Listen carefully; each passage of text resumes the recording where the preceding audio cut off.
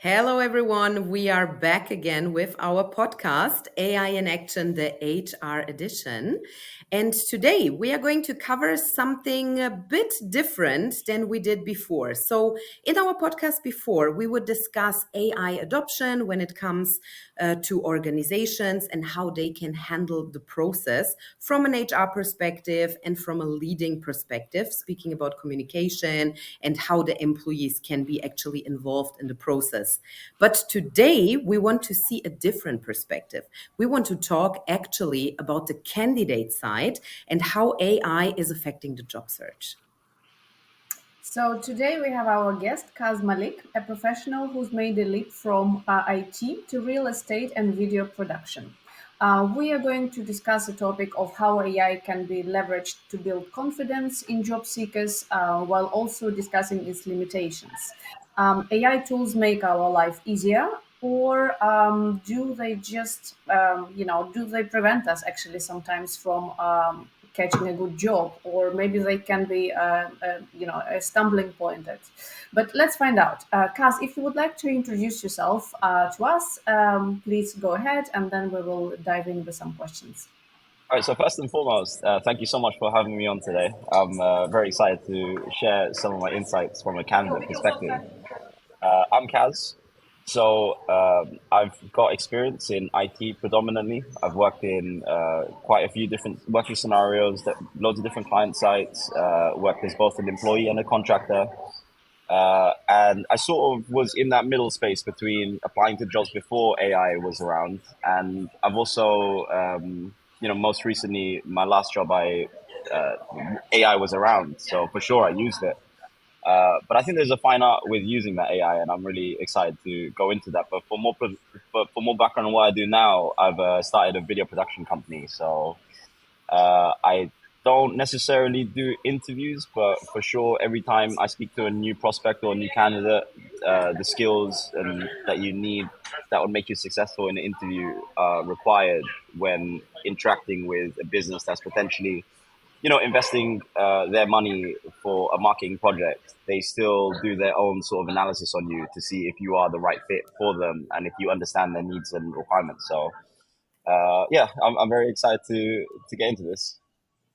Great. Thank you so much, Kaz, for introducing yourself. And you have said it already, right? So there have been times before AI, obviously, when we would all, I mean, every one of us was a candidate at a certain point, where we would all follow the classic application process. So please tell us from your perspective, how do you see the shift and the change that AI actually made in this type of career search? So from how we used to apply for jobs and how we are actually applying for jobs now.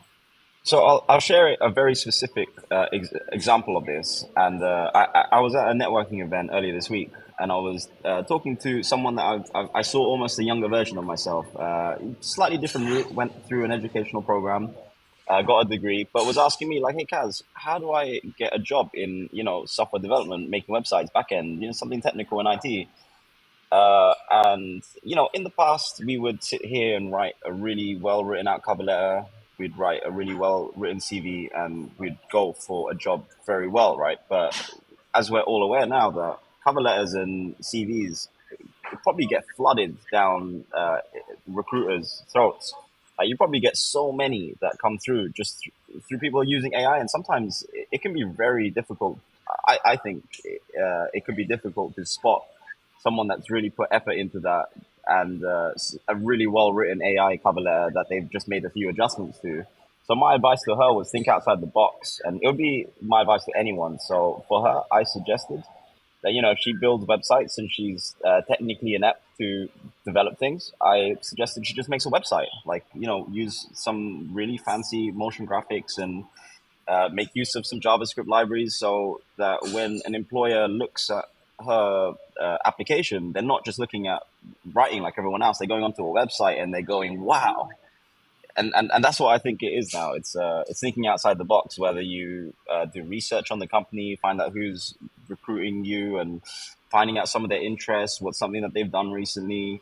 Just sparking some kind of conversation That's there's fantastic because showcasing your experience definitely makes a difference. I mean, looking at a CV that is a paper of just, putting down together what you have done in the past compared to show me actually what you have done, it definitely makes a difference and it definitely makes candidates stand out.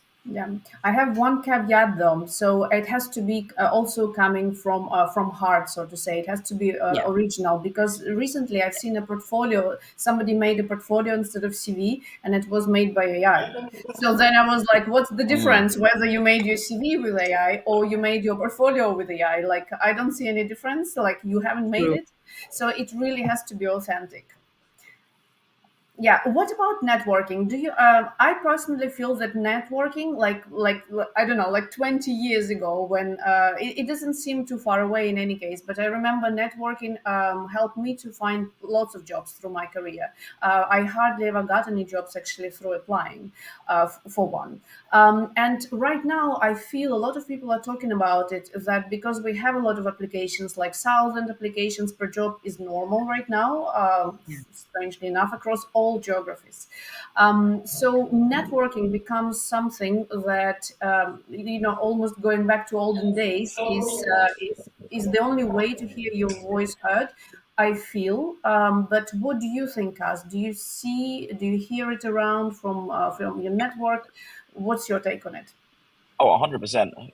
I feel like that digital revolution sort of got us all from going meeting people in real life to going online. But I feel like that shift is sort of going back in the opposite direction again, where you're absolutely right.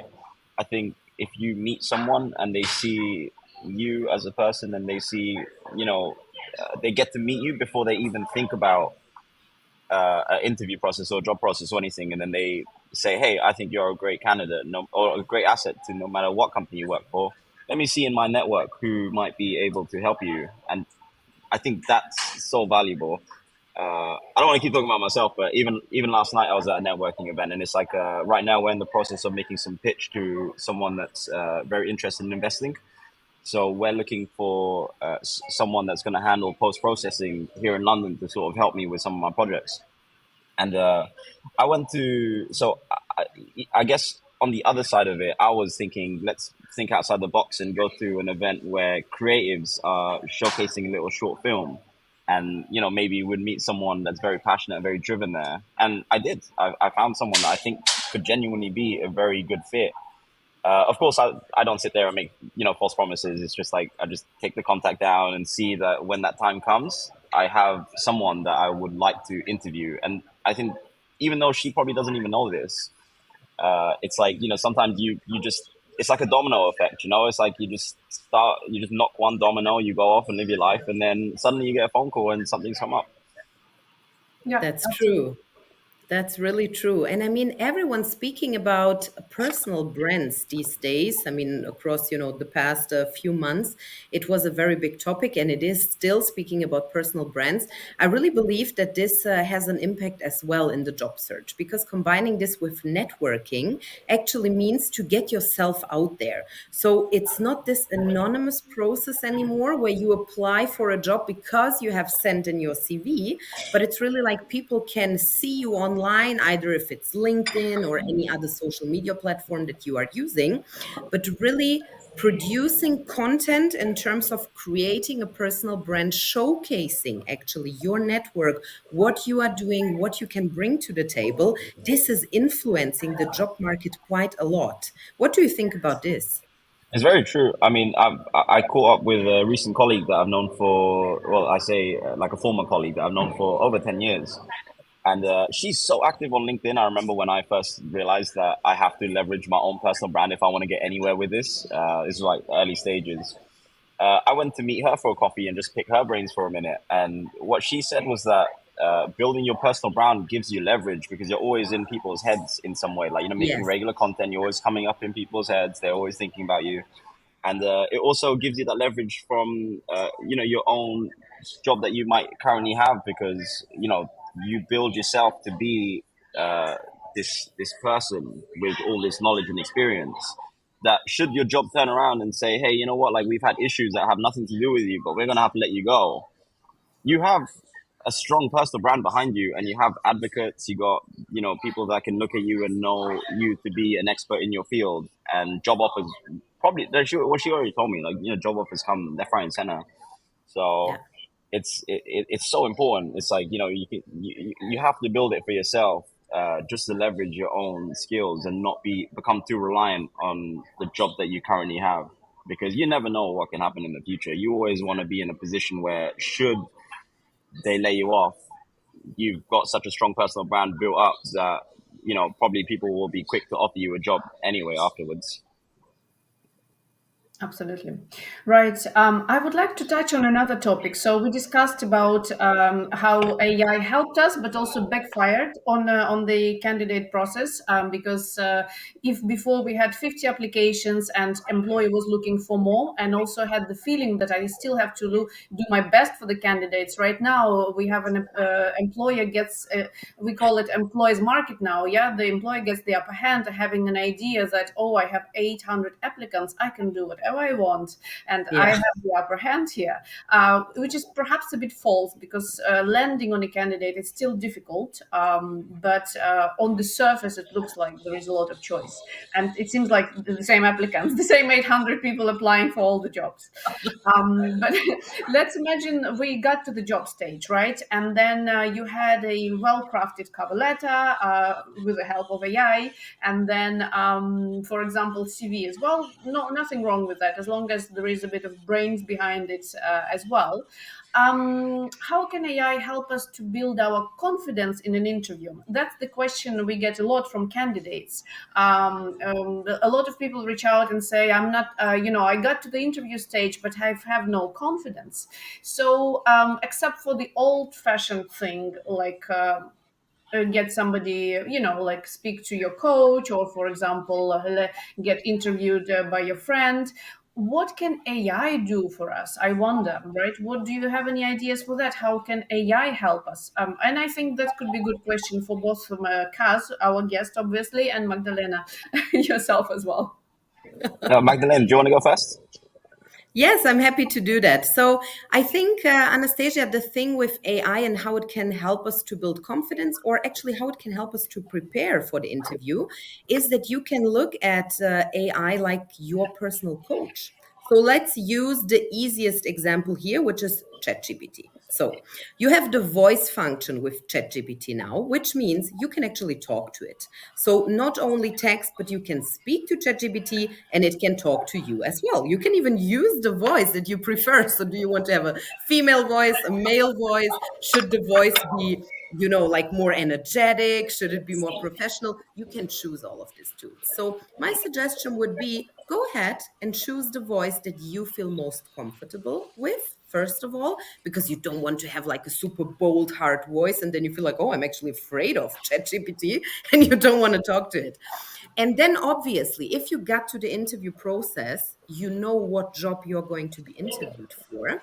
You can ask ChatGPT to come up with the most common questions for this function, even diving a bit deeper into it. What is very important, to be very specific with your prompts. So do not just say, help me to prepare myself for the interview process, but really upload the job description, for example, and then say to ChatGPT or prompt it with, drive me through the whole interview process. What are the most likely questions they will start with? What are the next one they will ask me? What questions they might ask on my experience? What might be some tricky questions I would be asked? And then you can do a simulation. You can answer again over voice, not via text, because voice is much better. And then you can even ask ChatGPT to give you a feedback on, please analyze my voice. Do I sound confident enough? How should I change the tone of my voice? Where should I start to explain? And what is actually very good, and that's something that we say to candidates quite often, is if you have something you feel uncomfortable with in your CV. So let's say you have a gap, or let's say you feel like you are a job hopper because you have changed your job quite often. Tell ChatGPT exactly, to help you on this part, what would be the best way to describe, etc. Of course, you don't want to lie, so it has to be your story. But you can ask ChatGPT to come up with a kind of formulation so Yeah. that it's picking it up into a nice way of telling your story. So don't just make answers up with it, but really use it as your personal career coach.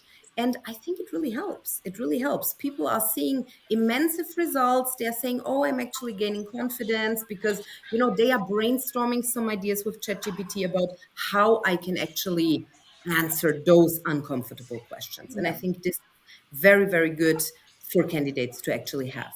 Yeah, framing actually very important. So, for example, you can say, I don't have a job," or "I'm in between jobs." You see, I mean, we used framing even before ChatGPT, but it can Absolutely. help very quickly with coming up with the right with the right sentence construction and how to explain it in a more neutral way rather than emotional. What do you think, Kaz? What are your ideas about that? I agree with you. I think it's a great tool, but it cannot be your replacement. Like you can never sit there and Never. expect this thing while you're in the interview. Like we were just discussing it briefly earlier, where I'm sure it's a joke, but it's like you see videos online where people have the transcript of the interview come up, and that thing's feeding the answer through your ear to say outwards. I think that's where it becomes a bit of a mistake, because you never want to, devalue what it is you are in essence, which is, a human being. So authenticity is something that might not be on the job description, but probably if you are an authentic candidate, it will give you a big, step ahead of, you know, you, it increase your chance of being able to get that job. But it's not Yeah. just that. I think it gives, in terms of confidence building, if you're able to really understand exactly the type of questions that could come your way and study it almost like an exam, and understand like what's the best type of answer for any type of situations, but also be comfortable with being able to say, hey, listen, like I don't know the answer of this right now. If that comes up, like it's like it's good to know. And this is just my opinion. Don't take it for the truth, but it's like if a question comes my way and I genuinely don't know the answer, I'm not going to sit there and I'm an R the death out of them. I'm going to say, hey, listen, like right now I don't really know the answer to this, but here's one of my strengths. I always find a way to figure this out, and you got to try and find a way to shift the attention to something else, Beautiful. even if it means that you ask a question back. Just shift that attention away from yourself and just show that, hey, and just show that that's one of your strengths. That it's like, for me, I don't always know the answers. Even in this video production business, I don't always know the answers, but that's a skill that I have, that I'll be able to go away, I'll be able to think about it, and I'll be able to assess it and take all the information and data I can around it and come up with the best solution that I can and put that forward. So that takes a lot of stress off you, I think, and it can actually help with confidence, because Yeah. if it feels like it's an exam and you miss this question, it can add this pressure that's just so unnecessary, that you'll just be able to say like, hey, I don't know right now, and that's Yeah. okay. And Obviously, ideally you absolutely, don't want to do that, but it can happen. It happened to me. it happens a lot of time, and I think another thing is not to rely on words only, because so all the AI tools, they can provide us words because essentially it's a language model, right? But we shouldn't forget that we are animals in our core, right? And we do not pay attention to words only. Most of the time, we do not pay attention to words. We pay attention to the body language, to how we look, how we tilt our head, and tone of I'm paying voice. attention now. Here you go, exactly. So we pay attention to non-verbal clues much more unconsciously. We don't even think about it, but very often, sometimes you have these stories, right? So when they say the interviewer says, "Oh, I've seen this candidate and I didn't want to talk to him or her for the rest of 1 hour." I hear it sometimes from hiring managers. They say, "Oh, after 5 minutes I was done," but probably they were done after 5 seconds because they picked up on some nonverbal clues that just didn't fit them. And so that's why the message to candidates: do not just rely on words, right? You have to think of your body language and how you present yourself, even if you don't say anything at all. And plus, what I would like to add here as well, as a message to the candidates, yes, you can craft your CV with AI and you can make it perfectly match to the job description. So AI will help you with this. But the risk here is You end up getting the job interview and you arrive there, and the hiring manager realizes that this doesn't really, yeah, showcase your actual experience. That's something you should definitely avoid when when you are applying for a job. So I understand that people looking for a job and really want to get a job, everything makes sense to me and I can fully understand that. But if this is not your core experience and you are really on the edge of presenting something that you are actually not, we are people, we are human beings. As you said, Anastasia, we will quite quickly realize that this is not you. So don't put too much effort into looking as someone you are not. And that's also what you said, Kaz. Authenticity is something so important. We are craving much more for the human aspect now that we are having AI and that we are completely, full with all of this technology. So we should really keep this human side alive. And if this job is not for you because the qualification doesn't fit all completely, then it's fine. There will be another job out there. I'm hearing it quite a lot like, oh, you need to prepare your CV for the ATS system. So, ATS system, just for our listeners, are applicant tracking systems that are usually, and especially, with AI over the past 10 or 15 years already, screening CVs. And yes, they are screening CVs with keywords, but if you are not matching the requirements of the job description, there is no AI that will help you. There is no CV that you can put together that will make you pass this ATS. Because if you don't have the experience, you just don't have it. So please don't buy these myths around, oh, you need to tailor your CV for the ATS. No, your CV just needs to fit the job, and then you will get invited. Yeah, yeah, it's true. It's true. This is what, and this is why we have this overflow of CVs at the moment. Yeah. And then, or when you speak to candidates individually, there are a lot of, people end up getting the jobs through networking, or obviously sometimes through applying for, I don't know, like 100 jobs, and then finally one strikes. Right. Absolutely. Yeah, and Okay. I have this quote that I thought of as well that I could also offer out to advice to potential candidates, and that is I came across it the other day, and it changed my way of thinking a lot. And it's both fear and faith require you to believe in something that you cannot see, but you have the choice of which one you want to go with. So when I implore you to go to these interviews with a sense of faith that first of all, if it's for me, then it will be mine. But Yeah, if whatever happens is part of a bigger plan, so don't go in there with fear. And I know that's sometimes tough to offer out as advice because maybe you have bills to pay, maybe rent's due, something's up. You need to make money, and that's completely understandable. But absolutely. you need to recognize that if you're entering this interview and look, I've been there so many times. Like I've been there when I was younger. I've been there so many times where I go in this interview and I'm like, my heart's just pounding out of my chest, and they're like, "Hey, Kaz, like, how's the weather?" I'm like, "I'm good. How are you?" It's like because it's like I'm not even. I'm so nervous. I can't even listen. And that's so So human. That's so human. And this is perfectly fine. I mean, this is also authenticity, right? You have a candidate in front of you and you know the person wants this job, needs this job, whatever the reason might be. But it's human to understand that we get nervous in an interview. Everyone gets nervous in an interview. I don't know who doesn't. Maybe a psychopath. I don't know. oh, but I would say though that even if you Have your do feel nervous, personality it's changed? So, yeah, I'm not nervous anymore.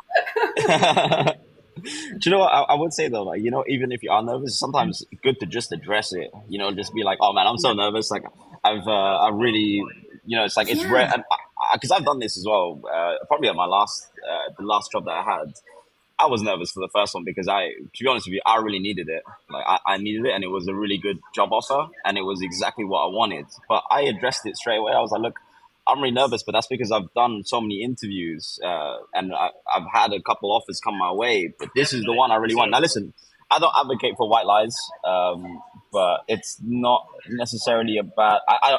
Listen. Correct me if I'm wrong, but I don't think it's necessarily a bad thing to just put it out there in a very subtle way that, hey, It's I'm hot not. property. There are people trying to hire me right now, uh, but not shove it down the throat. You know what I mean? It's just like, yeah, I got a couple Absolutely. offers, but this is the one I really want. So I'm a little nervous because I'm someone that really knows what they want and I go for it.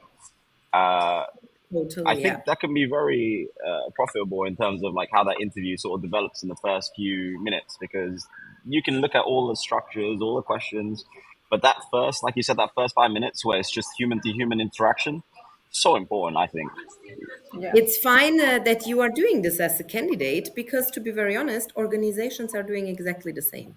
So if they really want to have a candidate and they, place the offer, they send out the offer, and then they say, oh, but we need your decision by I don't know when because we have another candidate that is waiting for the offer. So it is exactly the same. And those type of how you called it white lies, I think it's fine. If we are looking in this way, this is actually fine. So Yeah, and to be that's clear, we're definitely not advocating for lying. Definitely not. But no, no, yeah. I know. But let's assume now. So let's basically assume now, okay, we have applied for the job, we went through the interview, and AI helped us, and we are moving into this offer stage that I have just mentioned. There is another point where AI can help us, and where I believe is very, very important to know and very helpful, which is negotiation. So, what do you think about this one, Cass? Negotiation. Of a Ah, that's negotiation interesting. with AI. So is that negotiation in terms of like your salary? Yes, negotiating your salary, the benefits, maybe the type of work. Is it, remote, part, hybrid, office, whatever? All of these things that are important for I you, see. they get to come up now. Right. Okay. I'm not. I'll have to put some thought into exactly how AI would help because I feel like negotiation is almost like a skill. You can definitely ping it questions because I know so many of job descriptions just say, oh, competitive salary, which usually means it might not be what you're looking for. But then the good ones usually say like it's a range between this and this, and it's like how do you leverage yourself to convince the employer that you're gonna have to go for the absolute because it's like ideally you want to go for the max, right? You don't really want to land in the middle, and you definitely don't want to land at the bottom end of that scale.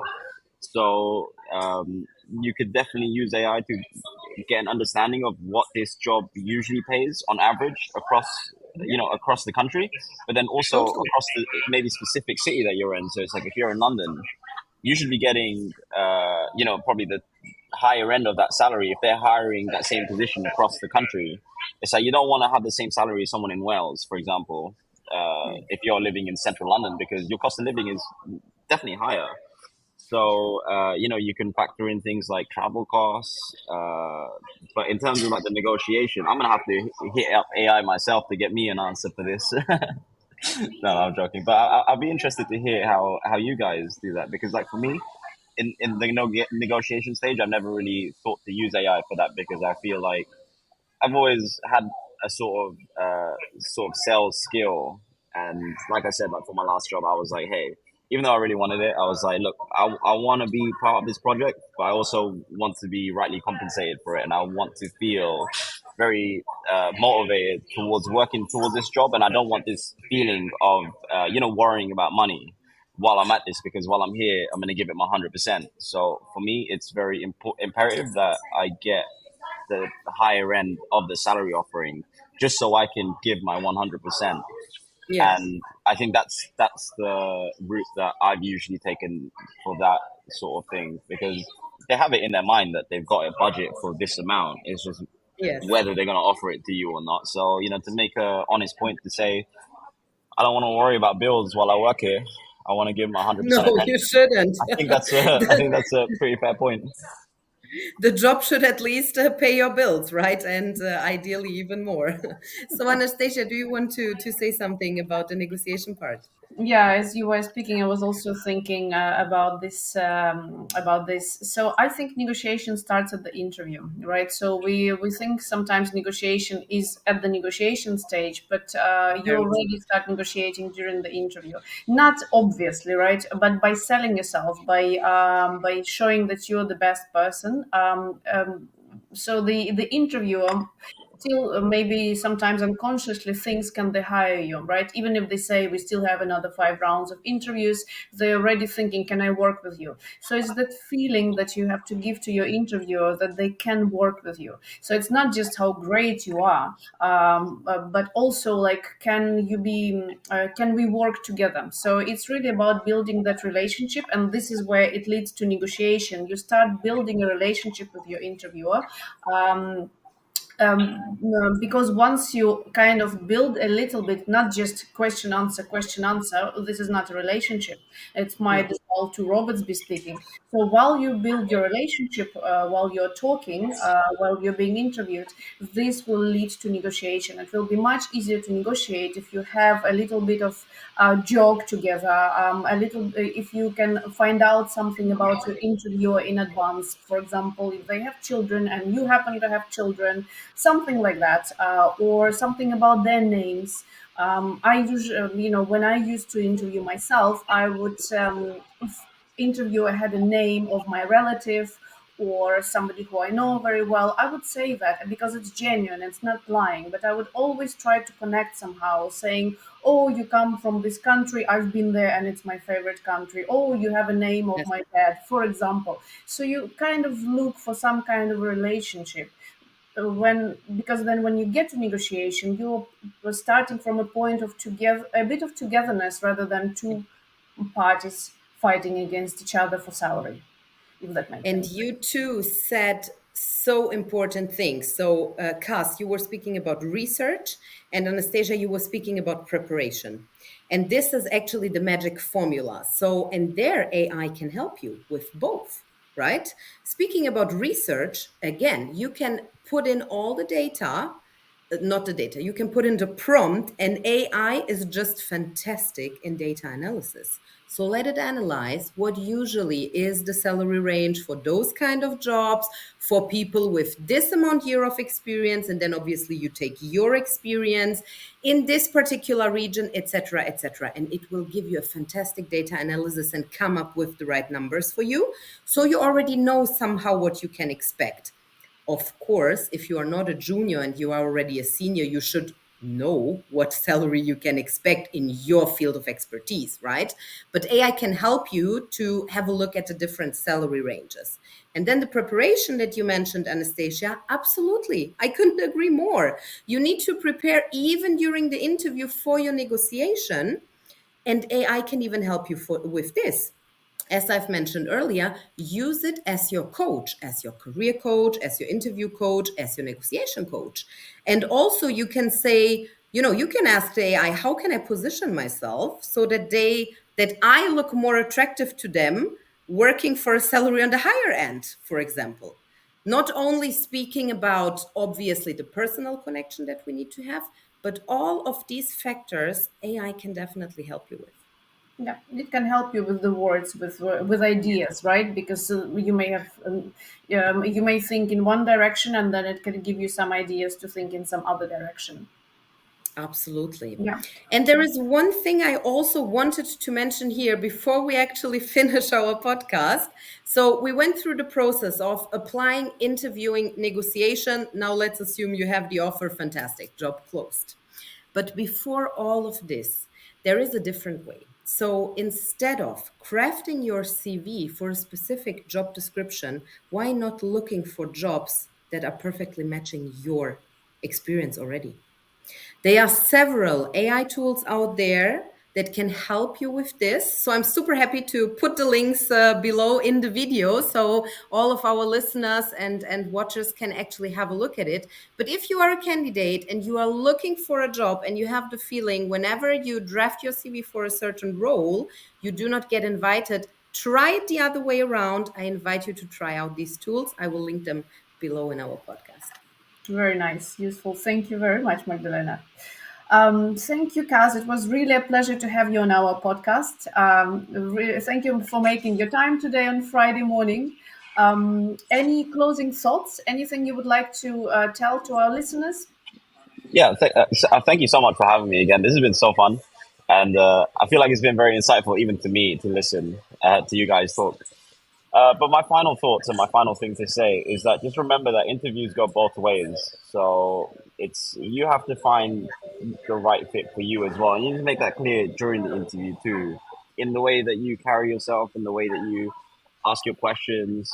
I like to ask this question where it's like, how do you guys like? What's the process, or how do you guys normally react to say if I made a mistake? And I just like to sit there and listen because it's very interesting to see, how the culture might be in the company, if it's going to be a Very toxic good. work environment, because your mental health is going to be very important.